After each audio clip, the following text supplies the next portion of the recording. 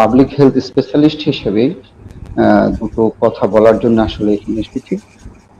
আপনারা একটু আগেই নিউজে দেখলাম যে আমরা যে চিন্তা করেছিলাম হয়তোবা করোনা ভাইরাস সমস্ত পৃথিবীতে আজকে সবচেয়ে বেশি উচ্চারিত যে নাম, এই করোনা ভাইরাস বা কোভিড-19, আমরা ভেবেছিলাম পৃথিবী থেকে প্রায় হয়তো শেষের দিকে, কিন্তু একটু আগেই WHO যে নিউজ দিল যে করোনা ভাইরাস শেষের দিকে না, আরো বেশি খারাপ হওয়ার সম্ভাবনা আছে। তার মধ্যে যেহেতু আমাদের দেশ, আমরা অত্যন্ত ঘনবসতিপূর্ণ দেশ, যার জন্য সরকারের নেওয়া যে পদক্ষেপগুলো আছে সেগুলো সঠিকভাবে আমরা মানছি না বা মানতে অনেক সময় পেরে উঠছি না। এই যে করোনা ভাইরাসের যে প্যান্ডেমিক সিচুয়েশন, যে সমস্ত পৃথিবীতে আজকে এটাকে মহামারী ঘোষণা করেছে, WHO মহামারী ঘোষণা করেছেন। এই মহামারী সিচুয়েশনে শুধু সরকার বা সরকারের অধীনস্থ কর্মকর্তা কর্মচারী এবং আইন শৃঙ্খলা রক্ষাকারী বাহিনী, প্রশাসন, সেনাবাহিনী, পুলিশ, নৌবাহিনী সহ যারা ডক্টর এবং হেলথের সাথে যারা জড়িত সকল স্বাস্থ্যসেবা কর্মী সবাই মিলেও করার পরেও ব্যক্তিগত সচেতনতাটা কিন্তু খুব ইম্পর্টেন্ট। আমি জানি এই করা উচিত না, কিন্তু আমি যদি না মেনে চলি তাহলে তার ফলস্বরূপ কি হবে? আমার অ্যাচিভমেন্ট জিরো হবে। আপনারা জানেন বিশ্বের প্রায় 210টি দেশে আজকে করোনা ভাইরাস ছড়িয়ে পড়েছে। আমাদের দেশেও গত মার্চের 8 তারিখ প্রথম করোনা ভাইরাসের পেশেন্ট শনাক্ত করা হয় এবং তারপর থেকে গভর্নমেন্ট স্টেপ বাই স্টেপ অনেকগুলো প্রসিডিওর কিন্তু নিয়েছে, পদক্ষেপ নিয়েছেন। এই যে প্রসিডিওর গুলো নিয়েছেন সেগুলো কিন্তু ইমপ্লিমেন্টেশনের দায়িত্ব আমি একজন সচেতন নাগরিক হিসাবে আমাদের প্রত্যেকেরই কিন্তু উচিত যে আমরা এগুলো মেনে চলা। তার মধ্যে আপনি দেখেন যে সরকার কিন্তু 3টা স্টেজ পরিক্রমে এগুলো যদি আমরা ইমপ্লিমেন্ট করতে পারতাম তাহলে সত্যি সত্যি আমাদের যে আজকের যে সিচুয়েশন, আজকের এই সিচুয়েশন কিন্তু আপনি যদি কম্পেয়ার করতে যান, আজকে আমাদের আক্রান্ত থেকে আমাদের হলো 44 ডেজ, তাহলে এই সময়টাতে কিন্তু আপনার স্পেনে, ইতালিতে, জার্মানিতে অথবা ধরেন আমেরিকাতে আরো বেশি খারাপ অবস্থা ছিল। আপনি যদি গ্রাফটার কথা চিন্তা করেন যে আমাদের দেশে যে আক্রান্তর হারটা যে গ্রাজুয়ালি কোথায় যাচ্ছে, আপনি যদি উন্নত দেশগুলোর সাথে কম্পেয়ার করেন তাহলে দেখা যাচ্ছে যে আমাদের গ্রাফটা এখনো তত উদ্যোগী না। সেটা হলো আমাদের সরকারের কিছু পদক্ষেপ ছিল, যেমন প্রথম স্টেজে যেটা করেছিলেন স্কুল, কলেজ, মাদ্রাসা, বিশ্ববিদ্যালয় সবগুলো শিক্ষা প্রতিষ্ঠান বন্ধ করে দিয়েছেন। তারপরে যেটা করলেন মার্কেটগুলো, বাজার, মসজিদে যাওয়া, এই জিনিসগুলো, সিনেমা হল থেকে শুরু করে পাবলিক প্লেসগুলো বন্ধ করে দিলেন, ট্রান্সপোর্ট বন্ধ করে দিলেন। তারপরে যে স্টেজে যে লকডাউন ঘোষণা করলেন। এখন দেখেন যেই জিনিসগুলো গভর্নমেন্ট নীতি নির্ধারণ করেন, প্ল্যানিং করেন, এই প্ল্যানিং করার পরে যে কাজগুলো ছিল, আমাদের স্কুল কলেজ বন্ধ করে দেওয়ার পরে আমরা কি করলাম? আমরা কক্সবাজার চলে গেলাম, পিকনিক করতে চলে গেলাম, কেউ আমরা বিয়ে শাদী অনুষ্ঠান করছি। এই যে আমরা যে মানছি না, তখন আমাদেরকে আইন শৃঙ্খলা বাহিনী যারা কষ্ট করছেন, অক্লান্ত পরিশ্রম করছেন, যে সেনাবাহিনী, পুলিশ, প্রশাসন সবাই অনেক চেষ্টা করছেন এগুলো ইমপ্লিমেন্ট করার জন্য। কিন্তু আমি ব্যক্তিগতভাবে যখন সচেতন না হব, আমি যদি মনে করি যে না এগুলো আমি করব না, মানবো না, আমি জানি কিন্তু আমি মানবো না, তাহলে আমাদের অ্যাচিভমেন্ট হবে না। তাই আমাদের এই ব্যক্তি সচেতনতাটুকু খুব ইম্পর্টেন্ট। এই ব্যক্তি সচেতনটুকু জন্য আজকে আপনাদেরকে আমি অনুরোধ করব যে আপনারা যেটা হয়তো ভাবছেন, আমরা আজকেও দেখেছি যে রাস্তায় অনেক লোক, কিন্তু সত্যিকার অর্থে এত লোক রাস্তা বের হওয়া, লকডাউন যেখানে ঘোষণা করা হয়েছে, যেখানে হোম কোয়ারেন্টাইনে থাকার কথা, সেখানে রাস্তায় এখন অনেক লোক, সোশ্যাল ডিস্টেন্সিং বলতে কিছুই নেই। হয়তো দেখা যাচ্ছে সেনাবাহিনীকে দেখলে, পুলিশকে দেখলে, ম্যাজিস্ট্রেটকে দেখলে তখন আপনি সোশ্যাল ডিস্টেন্সিং মানছেন, কিন্তু এই পরক্ষণই দেখা যাচ্ছে যে আপনারা সবাই একজনের গায়ে ঘেঁষে ঘেঁষে আপনারা থাকছেন। তাহলে অর্থটা কি হলো? যে আপনি আসলে সত্যিকার অর্থে নিজে থেকে সচেতন হন নাই, আপনি মানতে চাচ্ছেন না, আপনি সোশ্যাল ডিস্টেন্সিংটা আপনি বুঝছেন না, অথবা আপনি এটাকে খুব হালকাভাবে নিয়েছেন, যার কারণে যে ফলশ্রুতিতে আমাদের যে দিন দিন যে খারাপ হওয়ার যে এবং ভবিষ্যতে আরো খারাপ হবে। কিন্তু এখনো সময় আছে, আমরা প্যানিক না হয়ে আমরা সত্যিকার অর্থে যে সোশ্যাল ডিস্টেন্সিং যেটা আমরা আজকে ত্রাণ নিতে যাই বা যে করি, খাদ্যের কিন্তু কোনো অভাব নেই। আপনি দেখেছেন বারবার অনারেবল প্রাইম মিনিস্টার বারবার বলেছেন যে আপনি দেখেন কোথায় একজন লোক না খেয়ে আছে, কোথাও কেউ বলতে পারবেন না। কারণ হলো যে বিভিন্ন সরকার ভাবে ত্রাণ দিচ্ছেন, সরকারি ভাবে ডিসিএসপির মাধ্যমে দিচ্ছেন, সেনাবাহিনী, নৌবাহিনী, পুলিশ প্রশাসন দিচ্ছেন, বিভিন্ন স্বেচ্ছাসেবক দিচ্ছেন, সরকারের বিভিন্ন বাহিনী যে এমপি মন্ত্রীরা দিচ্ছেন।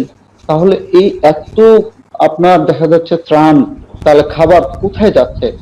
এক একজন দেখা যাচ্ছে যে 3বার 4বার করিয়ে পায়।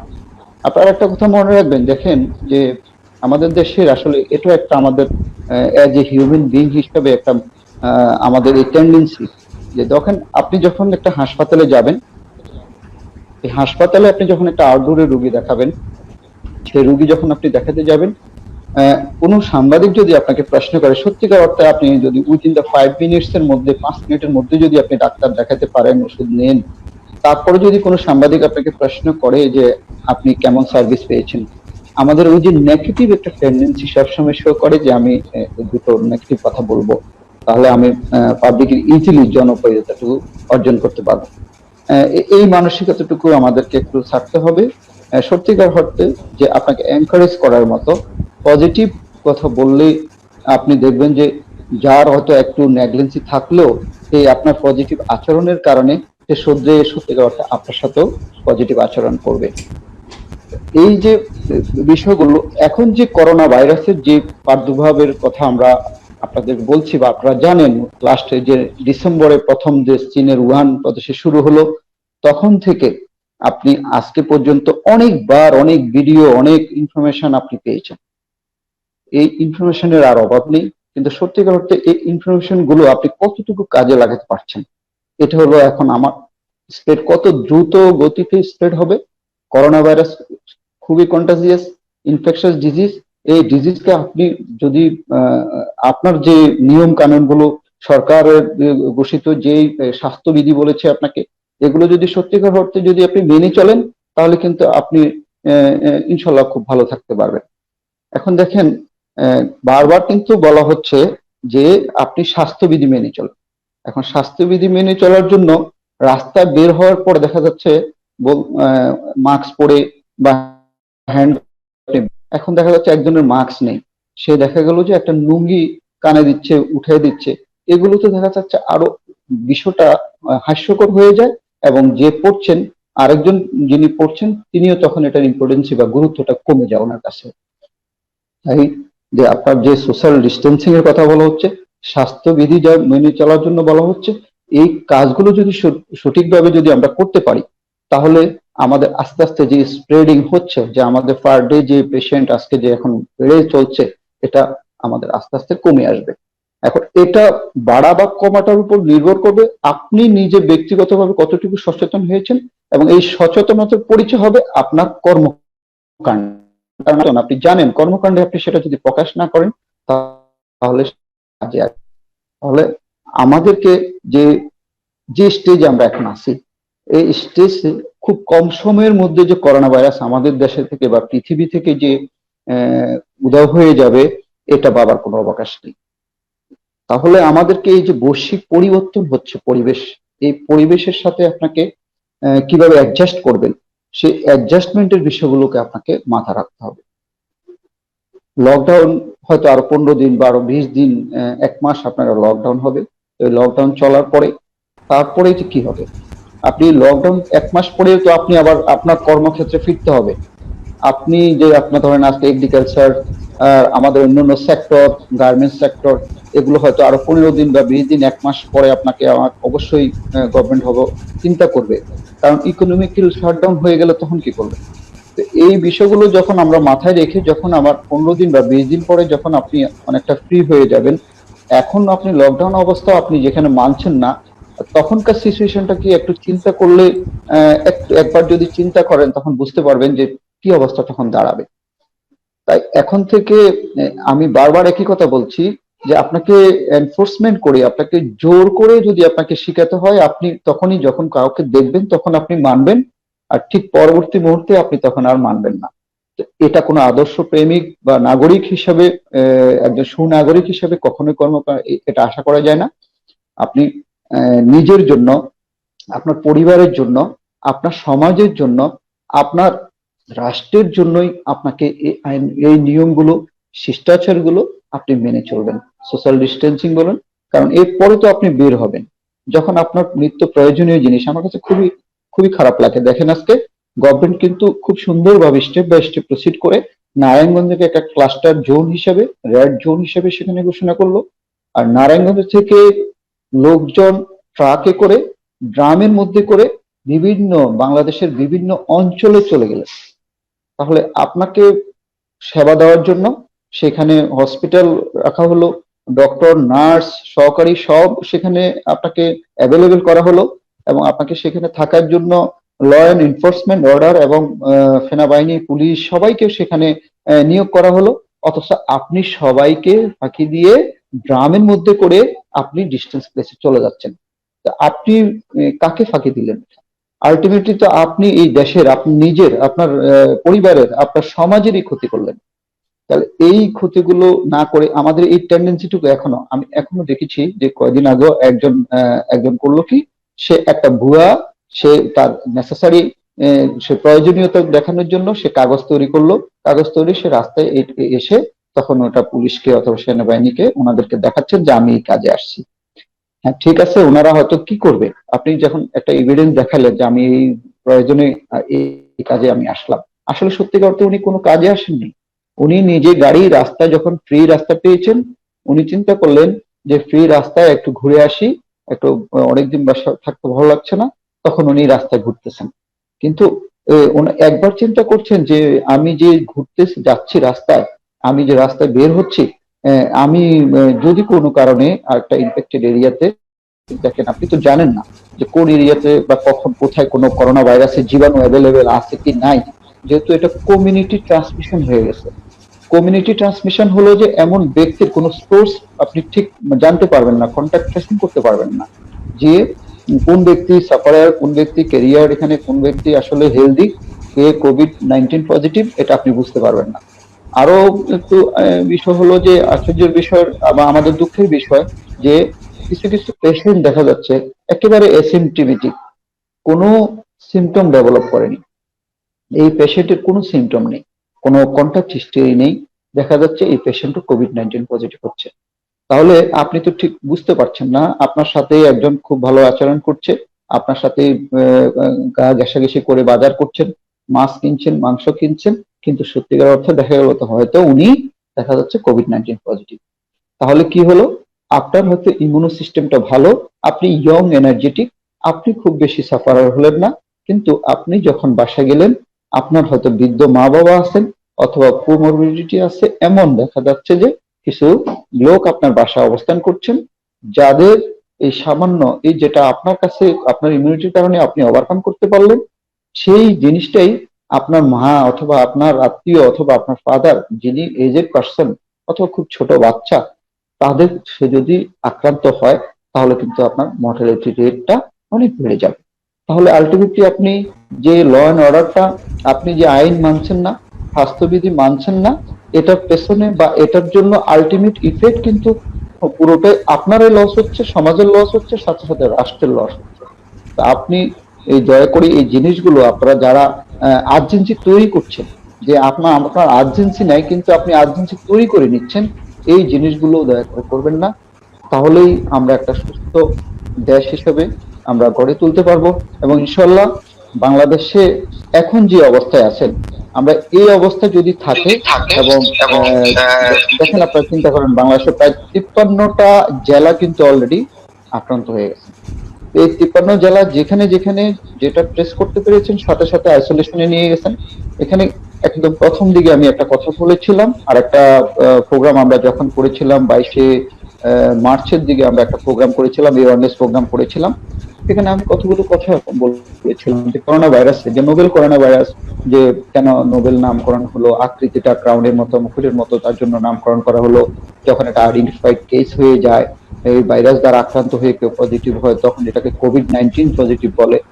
তখন এই ডিজিজ গুলো, ডিজিজের স্প্রেড কিভাবে হচ্ছে, হাসি কাশি কিভাবে দিবেন, আপনি শিষ্টাচার কিভাবে মানবেন, আপনি বাসার বাইরে গেলেন তখন এসে আপনি কতক্ষণ হাত ধুবেন, এই জিনিসগুলো কিন্তু সবই আপনি খুব ভালোভাবে জানেন। আপনি বাসায় ঢুকবেন, বাসায় ঢুকার আগ মুহূর্তেই আপনার পায়ের জুতো থাকলে জুতোটা খুলে বাইরে রাখবেন।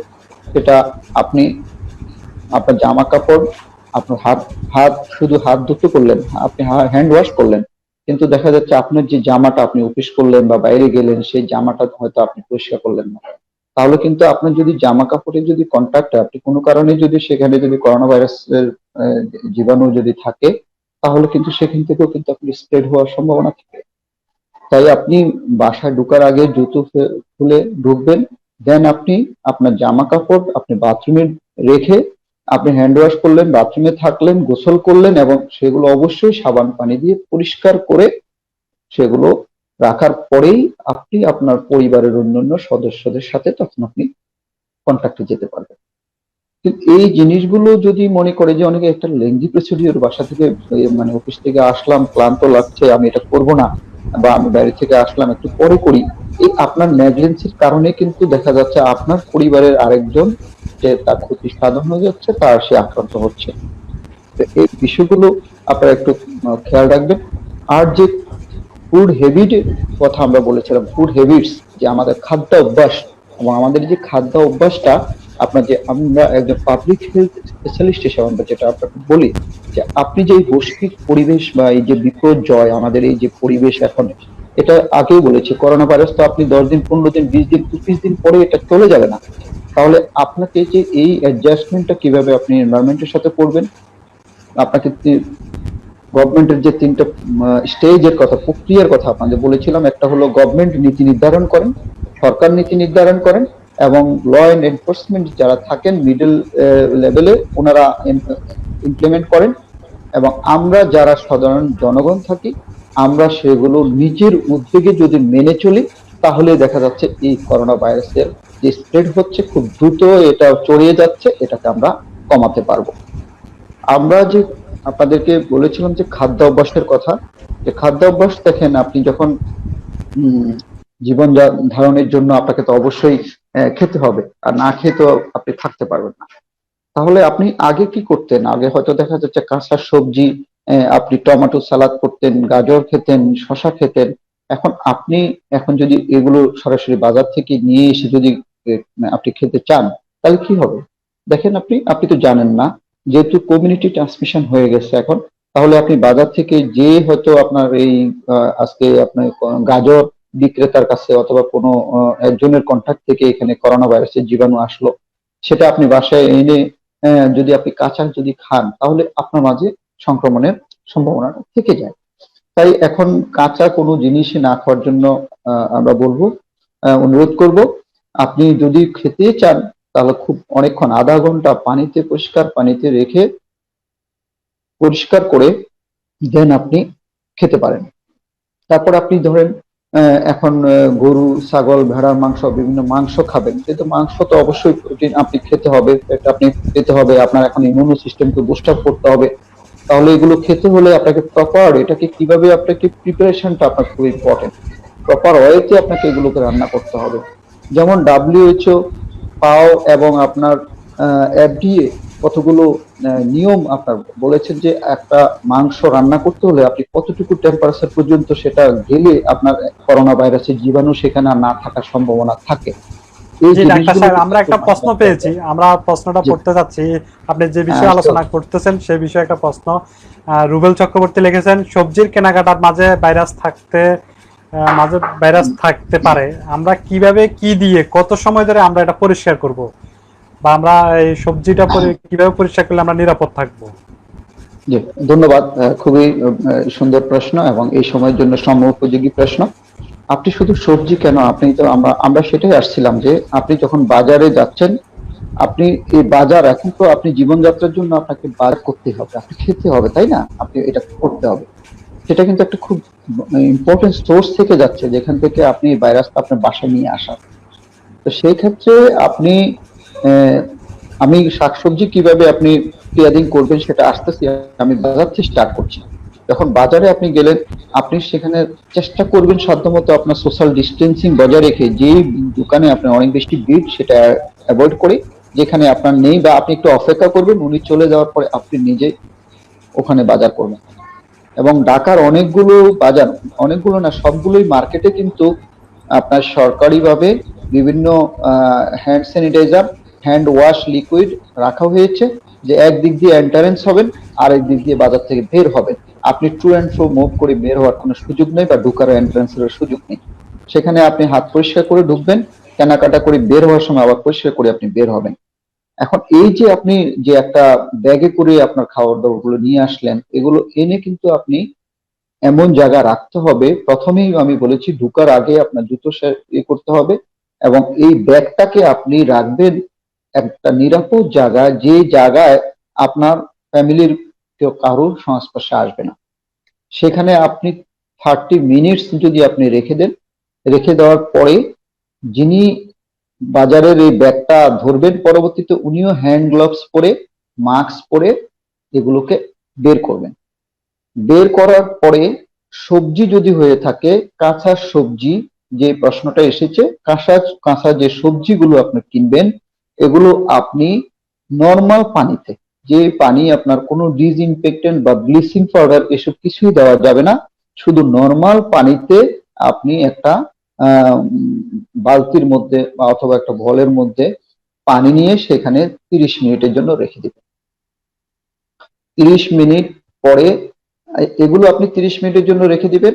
আর আপনি যে ব্যাগে করে নিয়ে আসলো, সেই ব্যাগটা আপনার হ্যান্ড গ্লাভস পরা, মাস্ক পরা অবস্থায় আপনি সেখানে আপনার ডাস্টবিনে, যে ঢাকনাযুক্ত ডাস্টবিনের মধ্যে রেখে দিবেন।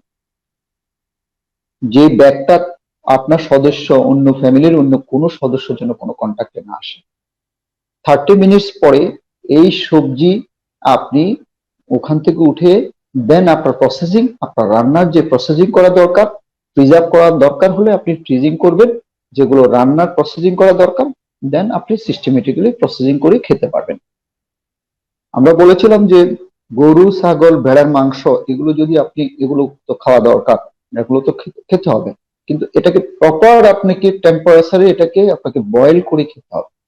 সেই প্রপার টেম্পারেচার হলো WHO, ফাও এবং আপনার FDA বলেছে, ফুড অ্যান্ড ড্রাগ অ্যাডমিনিস্ট্রেশন বলেছেন যে 145 বা 63 ডিগ্রি সেলসিয়াস টেম্পারেচারে যদি এগুলোকে বয়েল করা হয়, তাহলে এটা আপনার খাওয়ার জন্য ক্ষতিকর না হলেও তখন খেতে পারবেন। মুরগি বা পোল্ট্রি যদি হয়, আপনি যে মুরগি রান্না করবেন সেটা 165 ডিগ্রি ফারেনহাইট বা 74 ডিগ্রি সেলসিয়াস টেম্পারেচার আপনাকে বয়েল করলে সেটা সেফ খাওয়ার জন্য। ডিম বা ডিমের যে কুসুম, ডিম আমরা অনেকে হাফ বয়েল করে খাই, এই হাফ বয়েল খাওয়া এই সময় উপযোগী নয়, এগুলো আপনারা খাবেন না। ডিমটা সিদ্ধ করবেন, ডিমের যে কুসুম এবং সাদা অংশটা শক্ত না হওয়া পর্যন্ত আপনাকে সিদ্ধ করে দেন আপনাকে খেতে হবে। মাছ যদি আপনি রান্না করেন, তাহলে 145 ডিগ্রি বা 63 ডিগ্রি সেলসিয়াস পর্যন্ত বয়েল করে দেন আপনি খেতে পারেন, তখন আপনার সেফ। এখন অনেকে তো আপনারা রান্না করেন যে মাইক্রো ওভেনে করে রান্না করেন। মাইক্রো ওভেনে রান্না করলে অবশ্যই মাইক্রো ওভেনের ঢাকনা দিয়ে আপনাকে রান্না করতে হবে। এবং এভাবেই যদি আপনি প্রসেসিং করেন ফুডগুলো, এবং আপনি নন টাচ কন্টাক্টে যদি আপনি যান, তাহলে আশা করি আপনি এই বিস্তার থেকে আমরা সাহায্য করব। করোনা ভাইরাসের বিস্তারে আপনারও একটা রোল প্লে করতে পারবেন। এবং আপনি শুধু যে আপনি কষ্ট করলেন, আপনি চিন্তা করলেন বাজার আনছে, এত কষ্ট কে করবে, মাস্ক কে পরবে, হ্যান্ড গ্লাভস কে পরবে, করে ফেলে আমি দূরে থেকে হ্যান্ড ওয়াশ করে ফেলবো। এই যে আপনার হয়তো এরকম একটা চিন্তা থেকে কিন্তু তখন কিন্তু চান্স থেকে যায় যে আপনার বাসার কোনো সদস্য হয়তো এফেক্টেড হয়ে যেতে পারে। আর কোনো কোশ্চেন আপনাদের?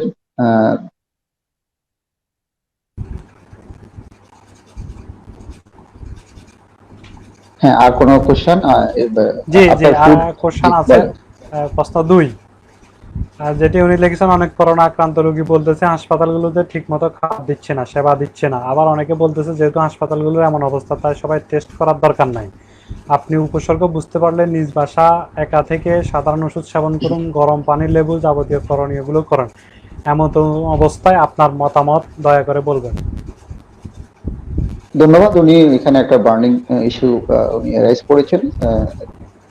এটা কিন্তু আপনি প্রথম দিকে হয়তো আমরা বলেছি যে যেহেতু আমাদের কিটের সংকট ছিল, তখন আমরা এই জন্য বারবার বলেছিলাম যে যে ঠিক আছে, যাদের একদম স্পেসিফিক কন্টাক্ট, যে ধরেন কেউ বিদেশ থেকে এসেছেন অথবা কোভিড-19 পজিটিভ হয়েছেন, এরকম কোনো পেশেন্টের কন্টাক্টে গিয়েছেন, তাদেরই উপসর্গ যদি ডেভেলপ করে তখন আমরা টেস্ট করতে বলেছি।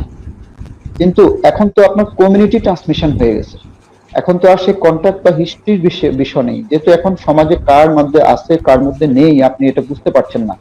তাই আপনাকে যখনই আপনার কোনো সিমটম ডেভেলপ করবে, সেখানে আপনার জ্বর হতে পারে, সর্দি কাশি, শুকনো কাশি, পেটে ব্যথা, যে কোনো উপসর্গ যখন আপনার ডেভেলপ করবে, গলা ব্যথা হলো, আপনি অ্যাভেলেবেল কিট আছে এখন, এবং যেহেতু ডিস্ট্রিক্ট লেভেল পর্যন্ত এখন জেলা পর্যায়েও আপনার আপনার স্যাম্পল কালেকশনের সুযোগ আছে, তাহলে আপনি কেন সেই টেস্ট করে আপনি নিশ্চিত হবেন না যে কোভিড-19 পজিটিভ কিনা? হ্যাঁ, আপনি যে কথাগুলো বলেছেন যে আপনি যে মেজারমেন্ট গুলো নেবেন, ইটস ওকে, ওগুলো আপনি নেবেন, কিন্তু আপনি কনফার্ম হয়ে নেবেন। অবশ্যই আপনি কনফার্ম হলে তখন আপনার একটা আইসোলেশনের বিষয় আছে, আপনি স্ট্রিক্টলি সেটা মানবেন। কারণ হলো, আমি তো আপনাকে আগেও বলেছি যে আপনার যে হয়তো ইমিউনো সিস্টেমটা বেশ ভালো, আপনি ইয়ং, এনার্জেটিক, আপনার অন্য কোনো অসুখ বিসুখ নেই, হার্টের সমস্যা নেই, ডায়াবেটিস নেই, প্রেশার নেই, অ্যাজমা নেই। কিন্তু আপনি তো যখন আপনি আহ, আক্রান্ত হলেন, আপনি জানলেন না, তখন কিন্তু আপনি স্ট্রিক্টলি আইসোলেশন মেনটেন করলেন না। আপনি জেনেও আপনি বাসায় থাকবেন, তখন কিন্তু আপনি, আপনার জন্য বাথরুম আলাদা হবে, আপনার কমোডটা আলাদা হবে, আপনার প্লেটটা আলাদা হবে, আপনার রুমটা আলাদা হবে, এবং সেটা স্ট্রিক্টলি আপনি মেনটেন করে ডাক্তারের সাথে আপনি অলওয়েজ কন্ট্যাক্টে থাকবেন। আপনার সিমটোমেটিক যেই সিমটম যখন ডেভেলপ করবে, সেটারই আপনাকে চিকিৎসা দেওয়া হবে। অবশ্যই আপনি আক্রান্ত হলেও বাসায় থেকে আপনি আল্লাহর রহমতে সম্পূর্ণ সুস্থ হতে পারেন।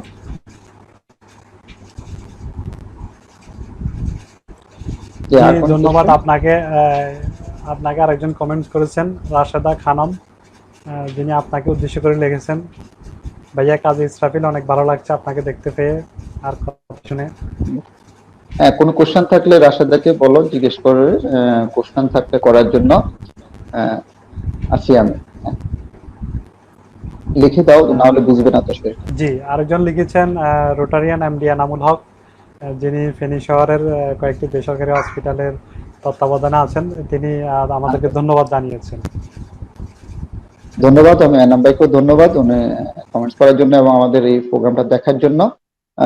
অবশ্যই এই প্রোগ্রামটা আমরা চাইবো, যেমন কালকে আমি লাইভ রেডিওতে আসবো রাত 9টায়, লাইভ রেডিওতে, সেখানেও বিশেষ যে পাবলিক হেলথ স্পেশালিস্ট হিসেবে, যে আমরা যেহেতু এই বৈশ্বিক পরিবর্তন, আমাদের যে পরিবেশের যে অ্যাডজাস্টমেন্ট, আমরা তো অস্বীকার করার কিছুই নেই যে আমরা পরিবেশের উপর আমরা অত্যাচার করেছি, পরিবেশকে আমাদের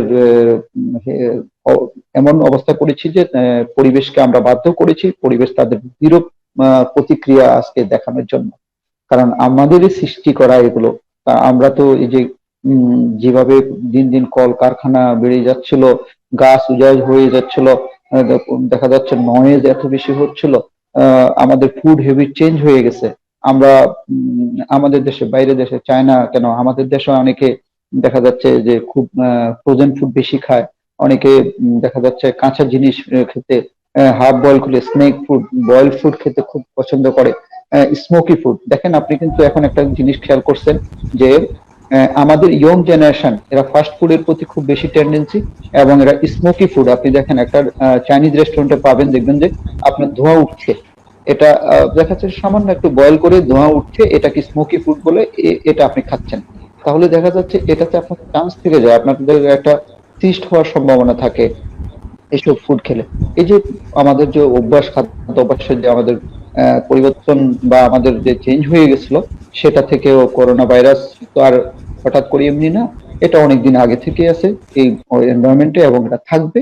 কিন্তু এই এনভায়রনমেন্টে আমাদের অ্যাডজাস্টমেন্টটা কেমন হবে, আমরা কি কিভাবে প্রসিডিউর কি প্রতিরোধমূলক পদক্ষেপগুলো নিলেই আমাদের যে আমাদের জীবনযাত্রার মানটা যে আগের মতো করে আমরা সুন্দরভাবে স্মুথ ওয়ে আমরা প্রসিড হতে পারবো, সেটাই হলো এখন আমাদের কাম্য এবং আমাদের জানার বিষয়।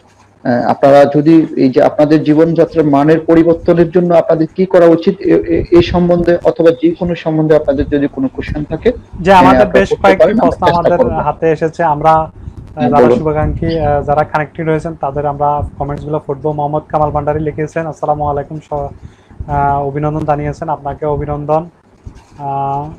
হ্যাঁ, ধন্যবাদ ওনাকেও, উনি দেখেছেন কামাল ভান্ডারীকে, ওনাকেও ধন্যবাদ জানাচ্ছি আমরা।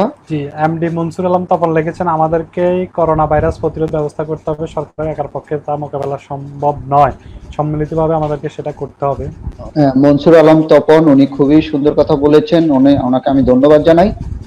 আমিও ওনার সাথে সম্পূর্ণ একমত। এটা সরকারের একার পক্ষের বিষয় নয়, এটা সমষ্টিগতভাবে মানে দল মত ধর্ম নির্বিশেষে সবাইকে, সবাই স্তর থেকে যার যে অবস্থায় আছেন, আপনার যে একদম সত্যিকার অর্থে দেখেন আমাদের দেশে এমন একটা সিচুয়েশন সৃষ্টি হয়েছে যে দেখা একজনকে যদি মারা যায় ঠিক মতো কবর দেওয়ার জন্য লোক পাওয়া যায় না অনেক জায়গায়।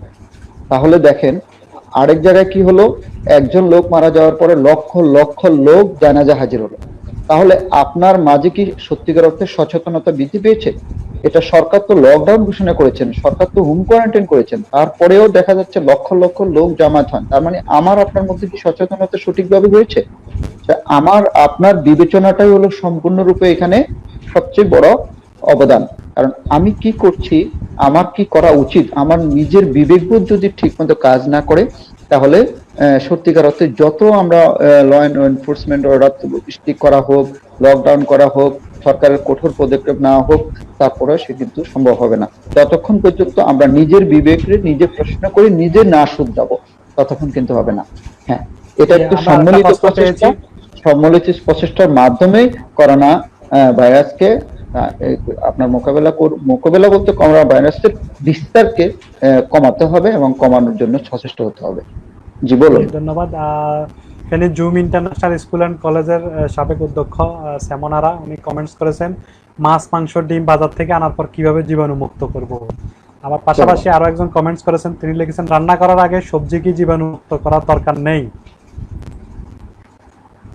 একই রিলেটেড কোশ্চেন, একজনের একটা কোশ্চেন পড়ো এবং একটা আনসার আমি করি। সেমিনারে যে কোশ্চেনটা করেছেন, মাছ মাংস ডিম বাজার থেকে আনার পর কিভাবে জীবাণুমুক্ত করবে, উনি খুব সুন্দর কোশ্চেন। কারণ ওনাদের সাথে ওনারা যেহেতু এগুলোকে রান্না করতে হয়, ওনাদের খুব দরকার। আমি আগেও বলেছি যে মাছ মাংস ডিম বাজার থেকে যখন আনবেন ব্যাগে করে নিয়ে আসবেন। সেই ব্যাগটাকে আপনার আনার পরে মাংসের ব্যাগটাকে এমন একটা নিরাপদ স্থানে রাখতে হবে যেখানে ফ্যামিলির অন্য সদস্যরা কেউ ওটার কন্ট্যাক্টে যাবে না। ওই নিরাপদ স্থানে 30 মিনিট রেখে দিতে হবে। ডিম আনুন, ডিমও সেখানে রেখে দিবেন।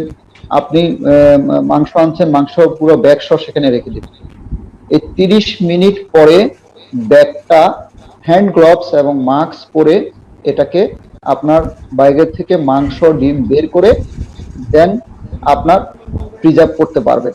আপনি ফ্রিজে রাখতে চাইলে প্রিজার্ভ করতে পারবেন, আপনি প্রসেসিং করে রান্না করতে চাইলে রান্না যেতে পারবেন।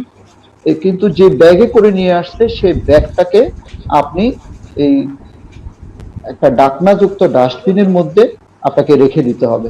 দেন ওটাকে আপনার প্রপার ওয়েতে যারা ময়লা নিয়ে যাচ্ছেন বা যেখানে যাচ্ছেন প্রিজম আছে আপনাদেরকে ওভাবে আপনাকে ওটা ফেলে দিতে হবে। যখন আপনি রান্না করবেন ডিম এবং মাংসের বিষয়টা, তখন কিন্তু আমি বলেছি যখন আপনি গরুর মাংস, খাসির মাংস, ভেড়ার মাংস রান্না করবেন, তখন আপনি 145 ডিগ্রি ফারেনহাইট বা আপনার 63 ডিগ্রি সেলসিয়াস টেম্পারেচারে করলে যখন আপনার খুবই পানি খুব ফুটে উঠবে, সেখান থেকে আপনি বুঝতে পারবেন যে 105, যদি আপনি মাইক্রোওভেনে রান্না করেন 145 ডিগ্রি সেলসিয়াস ফারেনহাইট আপনি সেট করলেন, করে আপনি যদি রান্না করেন ওই মাংসটা, তাহলে এটা খাওয়ার জন্য আপনার সেফ, তাহলে আপনার আর কোনো সমস্যা থাকবে না বা থাকার কথা না। এবং ডিমের কথা আপনাকে বলেছি, হাফ বয়েল আপাতত ডিম খাওয়া যাবে না। এবং এই ডিম আপনি যত সিদ্ধ করেন, যখন আপনার সাদা অংশ এবং কুসুমটা শক্ত না হওয়া পর্যন্ত আপনাকে ডিমটাকে সিদ্ধ করতে হবে। পরের কোশ্চেনটা কি ছিল? কোশ্চেন আমাদের কাছে আছে, পরের কোশ্চেনটা ছিল বাজার থেকে সবজি রান্না করার আগে সবজি কি জীবাণুমুক্ত করার দরকার নেই? হ্যাঁ, সেটা তো বলেছি যে রান্না করার আগে সবজি জীবাণুমুক্ত করতে হবে। এই জীবাণুমুক্ত বলতে আপনি কি বোঝাচ্ছেন? জীবাণুমুক্ত কোনো ডিসইনফেক্টেন্ট অথবা আপনাকে এখানে কোনো ব্লিচিং পাউডার দিয়ে জীবাণুমুক্ত বিষয় না।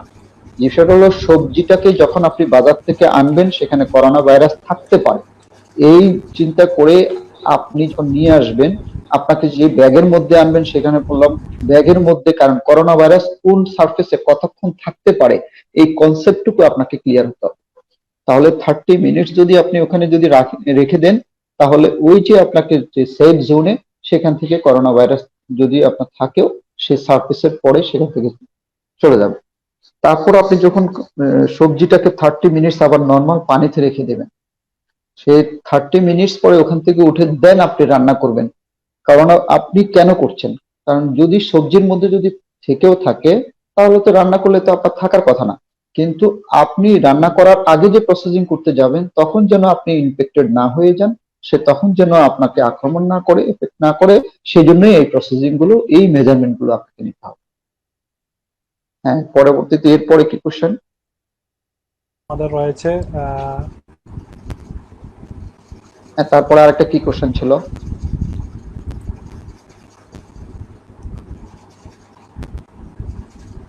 হ্যাঁ, বাজার থেকে ফল এনে কিভাবে ফল এনে কিভাবে, হ্যাঁ একই জিনিস ওনাকেও একই কথা বলেছিলাম যে সবগুলো ফল মূল সবজি সবকিছুর একই প্রসিডিউর।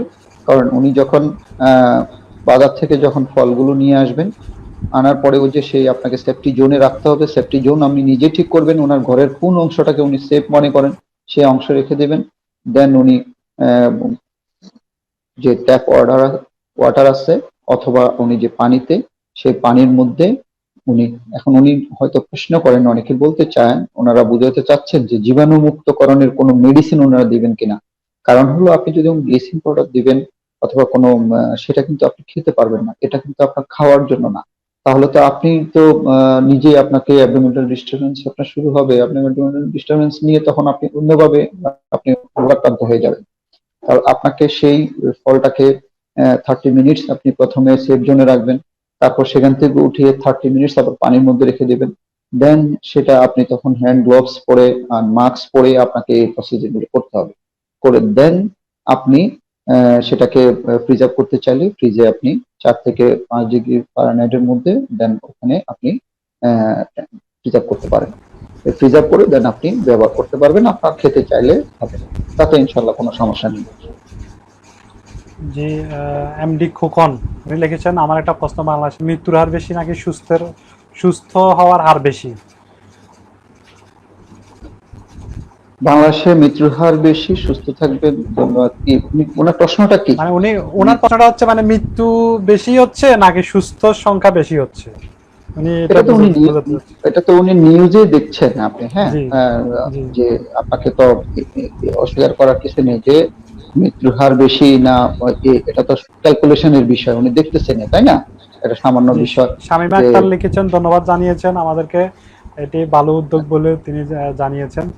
ওনার একটা প্রশ্ন আছে, তিনি প্রশ্নটি করেছেন, আমার ছেলে ফাস্টফুড ছাড়া কিছু বুঝে না, কি করা উচিত আমার? ধন্যবাদ ওনার শামীমা আক্তারকে ওনার সুন্দর প্রশ্নের জন্য। আমি কিন্তু এর আগেও বলেছি যে আমাদের এখনকার যে জেনারেশনটা, এরা সবাই কিন্তু ফাস্ট ফুড টেন্ডেন্সি ওদের বেশি এবং ফাস্ট ফুড বেশি খায়, যার জন্য কিন্তু ওদের যে ধরেন ইমিউনো সিস্টেমটা ওরকম ডেভেলপ করে না, কারণ ওদের ইমিউনো সাপ্রেসিভ থেকে যাচ্ছে। ফাস্ট ফুড যদি আপনি খান তাহলে তো ব্যালেন্স ডায়েট হলো না, আপনি তো ব্যালেন্স ডায়েটটা নিশ্চিত করতে হবে। সুষম খাদ্য কাকে বলে, এই জিনিসগুলোকে একটু আমাদের প্রত্যেকের গাইডিয়ানদেরকে আমাদেরকে একটু একটু পড়তে হবে। কারণ হলো আপনি ফাস্ট ফুড খাচ্ছে, ফাস্ট ফুড কি খাচ্ছে, ফ্যাট থাকতেছে ম্যাক্সিমামই, দেখা যাচ্ছে যে হয় গরুর মাংস, খাসির মাংস, মুরগির মাংস, সেগুলোই আপনার দেখা যাচ্ছে থাকছে, বাটার ঘি এগুলো থাকতেছে। তাহলে ফাস্টফুড এই যে টেন্ডেন্সি, এই টেন্ডেন্সি থেকে বাচ্চাকে আপনি ফেরাতে পারেন। আপনি এখন তো লকডাউন, তাহলে এই লকডাউনে তো আর আপনি বাইরে থেকে ফাস্টফুড কিনে আনছেন না। হ্যাঁ, বা আপনি করতে পারেন, আপনি অনেক সময় উবারে দিচ্ছেন অথবা ওভাইতে অথবা আপনি ফুড ফান্ডে অর্ডার করছেন, আপনি অনলাইনে অর্ডার করে দিচ্ছেন। আপনি অনলাইনে অর্ডার না করে সেই জিনিসগুলোই আপনি নিজে বাসায় তৈরি করতে পারেন। এবং এই টেন্ডেন্সিটা আপনি বাচ্চাকে চেঞ্জ করতে পারেন এভাবেই যে আপনার বাচ্চা এটা যদি না খাওয়ার জন্য কান্নাকাটি করবে এবং কান্নাকাটি না করে সে অন্য কোনো খাবার খাবে না। যদি সে অন্য কোনো খাবার না খায়, আপনি চিন্তা করার কোনো দরকার নেই। সে ছোট বাচ্চা হলেও কোনো চিন্তা করবেন না।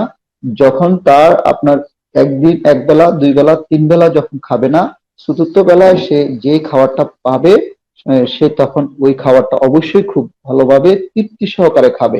এবং আপনি নিজে হোমমেড যখন আপনি সুন্দরভাবে প্রস্তুত করে যে জিনিসটা খাওয়াবেন, তার স্বাস্থ্যটা ওই খাবারটাতেই বেশি সে পুষ্টি পাবে। এভাবেই আপনি আস্তে আস্তে আস্তে তার হ্যাবিটটা চেঞ্জ করতে পারেন। আপনি নিজেই বাসায় তৈরি করলেন, অনেকটা ফাস্টফুডের আদতে কিছু খাবার তৈরি করে প্রথম দিকে খাওয়াবেন এবং আস্তে আস্তে আস্তে চেঞ্জ করে আপনি নর্মাল যে খাবারগুলো, যে পুষ্টি সমৃদ্ধ এবং সুষম খাদ্য সবসময় পরিবেশন করার চেষ্টা করবেন। জি ধন্যবাদ। আমরা আরেকটি প্রশ্ন পেয়েছি, রাশেদা খানম লিখেছেন, ভাইয়া এই অবস্থায় মানসিকভাবে সুস্থ থাকার জন্য কিছু উপায় বলবেন প্লিজ, সারাক্ষণে যে ভয়ে থাকতে হচ্ছে সবাইকে। ধন্যবাদ রাশেদাকে। আহ, আসলে এই একটা প্যানিক সিচুয়েশন বা যে আমরা যে করছি যে সবাই প্যানিকড হয়ে যাচ্ছি কেন? কারণ হলো আপনারা দেখেন, চিন্তা করে দেখেন, এইটুকু যদি আপনি একটু চিন্তা করেন, রাশেদাকে আমি বলবো যে আল্লাহ না করো কালকে হঠাৎ করে একটা লোক রাত্রে 4টার সময় বা আজকে রাতে হঠাৎ করে ভোর 4-3টার দিকে হার্ট অ্যাটাক করে মারা যায় না, তাহলে এই লোকটা তো কয়েক সেকেন্ডও সময় পায় না। তাহলে এই লোকটা যদি হার্ট অ্যাটাক করে এভাবে মৃত্যুবরণ করে, যেখানে কোনো নোটিশ ছাড়া, আর একটা করোনা ভাইরাস আপনি কিছু প্রিপারেশন নিলে এটাকে ইজিলি আপনি করতে পারছেন, অন্তত পক্ষে আপনি সময় পাচ্ছেন, আপনি বুঝার পাচ্ছেন। হ্যাঁ, এটা একটা এই এনিমিটা যুদ্ধ, যেমন এটা একটা যুদ্ধ, আপনি দেখছেন না আপনার শত্রুপক্ষকে, কিন্তু এই শত্রুপক্ষকে আপনি দেখছেন না, কিন্তু আপনার বিবেক বা আপনার যে ব্রেন আছে সেই বুদ্ধিসত্তা দিয়ে কিন্তু তার থেকে আপনি কিন্তু চেক এন্ড ব্যালেন্স করে আপনার সিস্টেম আছে আপনাকে একটু সরে থাকার জন্য। তাহলে আপনি কেন মানসিকভাবে অবসাদগ্রস্ত হবেন? আপনি দেখেন যে যেই জিনিসটা আপনি কয়েক সেকেন্ডের মধ্যে আমাদের প্রতিবেশী মরে যাচ্ছে এই হচ্ছে, সেই জিনিসটা আক্রমণ করছে। আর একটা করোনা ভাইরাস আপনি এফেক্টেড হলেন, দেন 7 দিন 10 দিন 15 দিন 2 সপ্তাহ 3 সপ্তাহ পরে হয়তো দেখা যাচ্ছে খুব কম, যে পার্সেন্টেজটা খুবই কম, এখনো আপনি সমস্ত ওয়ার্ল্ডে হার্ট অ্যাটাকে পেশেন্ট সবচেয়ে বেশি মারা যাচ্ছে, ব্রেন স্ট্রোকে পেশেন্ট বেশি মারা যাচ্ছে, ক্যান্সার পেশেন্ট অনেক বেশি মারা যাচ্ছে। সেই স্ট্যাটিস্টিক্সে দেখা যাচ্ছে আপনি 2 লক্ষ এফেক্টেড হওয়ার পরে যদি 4,000 5,000 যদি আপনার মর্টালিটি যদি হয়, ডেথ হয়, তাহলে কিন্তু আপনার পার্সেন্টেজ খুবই কম। কখনো কখনো 2%, 3%, 4%। তাহলে এই পার্সেন্টেজ দিয়ে তো আপনি এই এত সেখানে আপনি কেন এত অ্যানসাস হবেন? সেখানে আপনার ভয় পাওয়ার কোনো দরকার নেই। হ্যাঁ, আপনার এখন জীবনটাকে আপনি পরিচালিত করার জন্য আপনাকে একটা প্ল্যানিং করতে হবে যে আমি সকালে ঘুম থেকে উঠে কি করব, বিকালে আমি দুপুরবেলা কি করব, বিকালে কি করব, রাতে কি করব। আপনাকে এই কিছু কার্যক্রম আপনাকে আগে থেকে ঠিক করতে হবে এবং ঠিক করে আপনি যে ওই পর্যায়ে আপনি যদি আপনার জীবনযাত্রাটা চালান এবং করোনা ভাইরাসের এই প্যান্ডেমিক সিচুয়েশনের পরেও যদি আপনি ওই পদ্ধতিতে যদি আপনি চলেন, তাহলে আপনার জীবন কিন্তু নতুন ভাবে গড়ে উঠবে এবং খুব সুন্দরভাবে আপনি আবার দেশে একটা কন্ট্রিবিউশন রাখতে পারবেন। আপনি নিজেও পারবেন, সমাজের প্রতি পারবেন, রাষ্ট্রের প্রতি পারবেন, আপনার পরিবারের প্রতিও আপনার একটা কমিটমেন্ট থাকবে এবং সেটা আপনি অর্জন করতে পারবেন। তাহলে চিন্তা না করে এখন থেকে যে কাজটা করা উচিত, যে আমি করোনা ভাইরাস সম্বন্ধে অনেক কথা শুনেছি, আমরা অনেক ইনফরমেশন পেয়েছি, অনেক মিস ইনফরমেশন পেয়েছি, রিউমার শুনেছি, এগুলো সবকিছু জেনে ফেলে দিই। এগুলোর থেকে বাদ দিয়ে যে কথাগুলো আজকে অনেকগুলো আমি কথা বলেছি এবং সরকার যেসব পদক্ষেপগুলো নিয়েছেন, যে শিষ্টাচারের কথা বলেছেন, সোশ্যাল ডিস্টেন্সিং এর কথা বলেছেন, বাসায় থাকার জন্য কথা বলেছেন, এই জিনিসগুলো শুধু মেনে চলেন, তাহলে দেখবেন যে খুব সুন্দরভাবে আমরা এরকম একটা সিচুয়েশন থেকে ওভারকাম করতে পারবো। আপনাকে আবারও স্বাগতম। বলুন আপনার প্রশ্নগুলো, বলুন।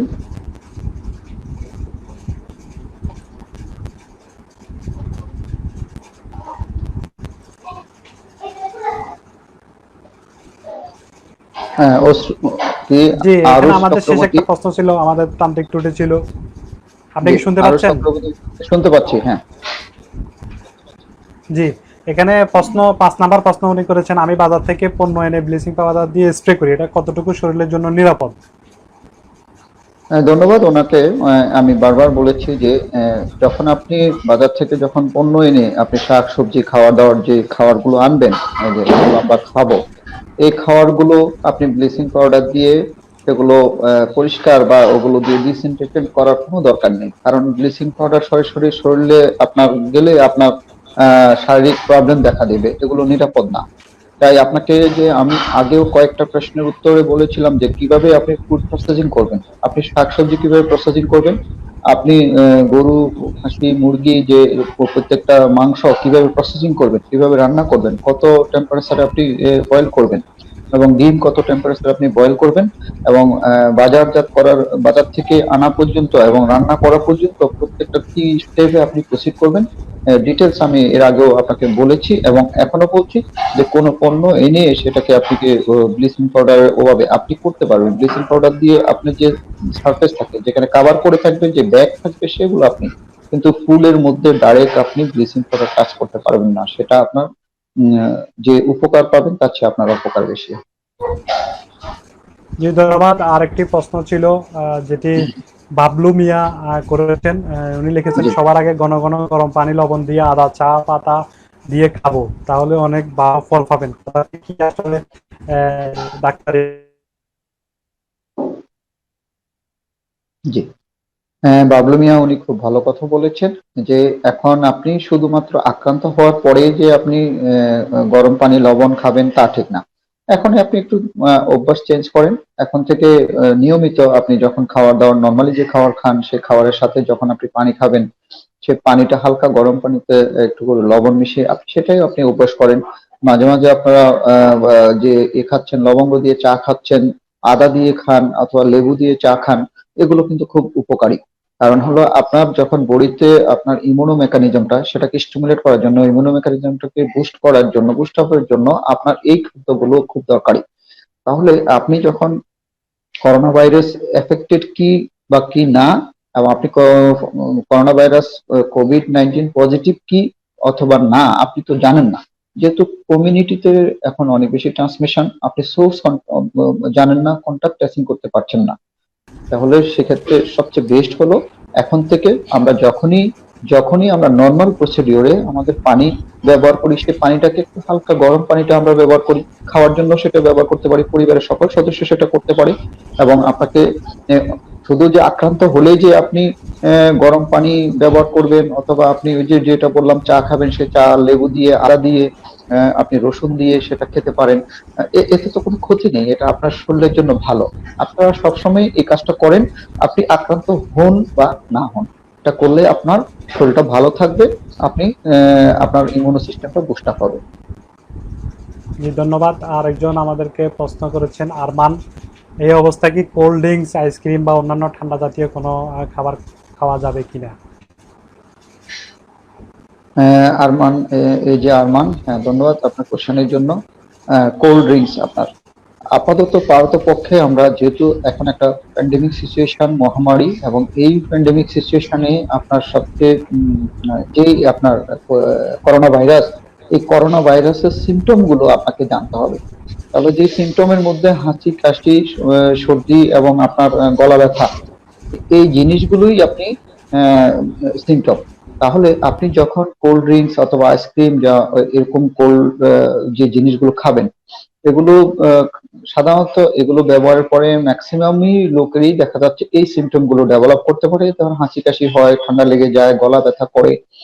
তাহলে আপনি এই এরকম একটা অড সিচুয়েশন, যে সিচুয়েশনে আপনি সিমটম গুলো দেখে আপনি ঠিক বুঝতে পারবেন না যে আপনি কি এটা কি সাধারণ সর্দি জ্বর নাকি এটা করোনা ভাইরাসের জন্য আপনার সেই সর্দি জ্বর বা আপনার গলা ব্যথা, তখন তো আপনি অনেক বেশি প্যানিক হয়ে যাবেন, আপনার মাঝে একটা আতঙ্ক সৃষ্টি হবে। তাহলে আপনি নিজের থেকে কেন আপনি এরকম একটা আতঙ্ক আপনি নিজের মধ্যে নিয়ে আসবেন? তাহলে এই সিচুয়েশনে, এই সময়টাতে আপনি যত কম পারেন, যত অ্যাভয়েড করা যে সম্ভব, যে কোল্ড ড্রিঙ্কস বা আপনার আইসক্রিম এগুলো পারতপক্ষে না খাওয়াই ভালো। ধন্যবাদ। আরেকটি শামীমা আক্তার এর আগে একটি প্রশ্ন করেছেন, আপনি উত্তরটা দিয়েছেন, এই কারণে ধন্যবাদ জানিয়েছেন। আরেকটি প্রশ্ন আছে যেটি ফেনী শহরের একটি প্রতিষ্ঠিত স্কুল কলেজিয়েট, ফেনী কলেজিয়েট স্কুলের প্রতিষ্ঠাতা প্রধান শিক্ষক আব্দুল বারিক সাহেব। অধ্যক্ষ, তিনি আমাদেরকে অভিনন্দন জানাইছেন। তিনি প্রশ্ন রেখেছেন, টাকা ও ছাবিতে ভাইরাস আসার সম্ভাবনা বেশি, করণীয় কি? আব্দুল বারিক সাহেবকে ধন্যবাদ, উনি খুব সুন্দর একটা প্রশ্ন করেছেন। আসলে এটাও একটা আমাদের সোর্স, যে আমাদের করোনা ভাইরাস গুলো কিভাবে স্প্রেড করছে এবং কিভাবে আপনারা আক্রান্ত হচ্ছেন, সাধারণ জনগণ কিভাবে আক্রান্ত হচ্ছে, তার মধ্যে একটা সোর্স কিন্তু সে টাকা এবং আপনার যে উনি বললেন যে হয় গাড়ি অথবা আপনার বাসার চাবি, সেটা একটা সোর্স হিসেবে থাকে।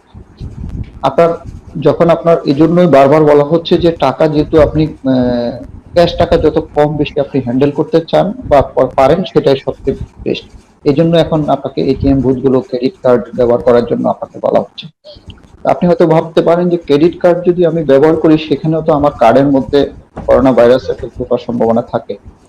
কারণ হলো যে ক্রেডিট কার্ডটা যখন আপনি ব্যবহার করবেন বা করার আগে আপনি দুইবার, একটা হলো ক্রেডিট কার্ডটা ব্যবহারের আগে, আপনি যাওয়ার আগে আপনাকে হ্যান্ড স্যানিটাইজার দিয়ে ক্রেডিট কার্ডটাকে আপনি পরিষ্কার করে নেবেন। আবার এটা ব্যবহার করার পরেও আপনি হ্যান্ড স্যানিটাইজার দিয়ে আপনার ক্রেডিট কার্ডটা পরিষ্কার করে ফেললেন। তাহলে আপনার সেই জীবাণু থাকলে সেই জীবাণুটা নষ্ট হয়ে গেল। এবং সাবির রিংও সে একই অবস্থা, আপনি যতবার ইউজ করবেন, যতবারই নেবেন, সেটা আপনি আমাদের যে হ্যান্ড ওয়াশিং আছে, সে 20 সেকেন্ড পর্যন্ত, 20 সেকেন্ড পর্যন্ত আপনি আমাদের সেই ঘরে, যেমন আমার গাড়ির চাবি, আমি কিন্তু যখন গাড়ি স্টার্ট করি, আমি বাসায় যাওয়ার আগে এবং এসে আমি সাথে সাথে আমার হ্যান্ড ওয়াশ যে আছে আমাদের, লিকুইড হ্যান্ড ওয়াশ দিয়ে 20 সেকেন্ড আমি ওয়াশ করে ফেলি। ওয়াশ করে আপনি সেই টিস্যু পেপার দিয়ে সেটাকে মুছে আপনি পরিষ্কার করে ফেললেন, এবং সেই টিস্যু পেপারটা আপনার যে হ্যান্ড গ্লোভস পরা থাকে, সেই হ্যান্ড গ্লোভস খোলার আগেই আপনি টিস্যু পেপার দিয়ে আপনার কলটা বন্ধ করে দেন আপনাকে ওই যে কাভার যুক্ত সেই ঢাকনা যুক্ত একটা ডাস্টবিনের মধ্যে ফেলবেন। এবং টাকা যেহেতু আপনার অনেকগুলো টাকা, আপনি কতগুলো কি সেক্ষেত্রে আপনি ডিসইনফেক্টেন্ট করবেন অথবা হ্যান্ড স্যানিটাইজার দিবেন। সেজন্য আমরা বারবার আমরা বলি যে সেক্ষেত্রে প্রাধান্য দিচ্ছি যে আপনি ক্যাশ টাকার পরিবর্তে ক্রেডিট কার্ড অথবা এটিএম কার্ড, আপনার যে কার্ড আছে সেই কার্ড ব্যবহার করে আপনি যতটুকু ট্রানজেকশন করতে পারেন, সেটাই আপনার জন্য আহ, এই মুহূর্তের জন্য বেস্ট। এবং টাকা যদি আপনাকে নিহাত করতে হয়, সেক্ষেত্রে প্রত্যেকটা টাকাকেও আপনাকে ওভাবে হ্যান্ড স্যানিটাইজার দিয়ে আপনাকে জীবাণুমুক্ত করতে হবে। ধন্যবাদ। এতক্ষণ অনেকগুলো প্রশ্নের উত্তর দিয়েছেন উনি। ধন্যবাদ জানিয়েছেন প্রশ্নগুলোর উত্তর সুন্দরভাবে বুঝিয়ে বলার জন্য। পাশাপাশি ধন্যবাদ ওনাকেও। আরেকটি প্রশ্ন করা হয়েছে, যিনি বাজার থেকে আনা শুকনো খাবার যেমন চাল, আটা, চিনি, মুড়ি ইত্যাদি কত সময় সেফ জায়গায় রাখবো? পাশাপাশি উনি আপনাকে সুন্দর আলোচনার জন্য ধন্যবাদ জানিয়েছেন। ধন্যবাদ হেমনারাকে, ওনাকেও আমরা ধন্যবাদ জানাচ্ছি আমি। উনি অনেকগুলো প্রশ্ন করেছেন, ওনার যে এই যে আন্তরিকতা, ওনার যে জানার একটা আগ্রহ, সেটার জন্য আমি ওনাকে ধন্যবাদ জানাই। এই আগ্রহটুকু উনি ওনার স্টুডেন্ট, উনি বলেছিলেন যে উনি মনে হয় একটা স্কুলের টিচার, উনি একজন স্কুলের টিচার, ওনার স্টুডেন্টদেরকে উনি এই শিষ্টাচারগুলো এবং আমাদের আজকে যে আলোচনা হলো, এই আলোচনাগুলো থেকে আমরা বারবার বলি যে আপনি যে নলেজটুকু আজকে এখান থেকে একটু এক বিন্দু হোক, যতটুকু হোক, আপনি যেটা আহরণ করলেন, অ্যাচিভ করলেন, এটা আরেকজনকে ডিস্ট্রিবিউট করা, আপনার পার্শ্ববর্তী একজনকে, আপনার ঘরের মধ্যে যে ওটা নিয়ে আলোচনা করা, পরিবারের সদস্যদের সাথে আলোচনা করা, প্রতিবেশীর সাথে আলোচনা করা, সমাজের অন্যান্য ব্যক্তিদের সাথে আলোচনা করুন। এবং একজন থেকে একজন এভাবে আলোচনা করলেই ইনশাল্লাহ দেখবেন সবার মাঝে সচেতনতা হবে। এবং সচেতনতা, এখন আমি বলি যে বারবার, সচেতনতা কিন্তু অনেক বৃদ্ধি পেয়েছে, কিন্তু সেটা কার্যক্রমে আমাকে প্রকাশ করতে হবে, এটা করার জন্য, এনশিওর করার জন্য। তো উনি যে কথাটা, উনি উনি ওনার যে প্রশ্নটা ছিল যে বাজার থেকে উনি যে জিনিসগুলো আনবেন, সেগুলো আমি বলেছি যে একটা সেফ জোন, নিরাপদ জায়গায়, যে জায়গায় আপনার পরিবারের অন্য সদস্যরা যাবে না, সেখানে তারা কাছাকাছি যাবে না বা ওটা ধরবে না, টাচ করবে না, এমন জায়গায় 30 মিনিট আপনাকে রেখে দিতে হবে। 30 মিনিট পরে আপনি সেই ব্যাগটা হ্যান্ড গ্লোভস এবং মাস্ক পরে সেই ব্যাগ থেকে জিনিসগুলো বের করে দেন, আপনাকে যদি কাঁচা তরকারি হয়, যেমন শিম, আপনি যদি করেন বেগুন কেনাকাটি করেন, সেই জিনিসগুলোকে আপনাকে আবার পানির মধ্যে আবার 30 মিনিট রেখে দিতে হবে।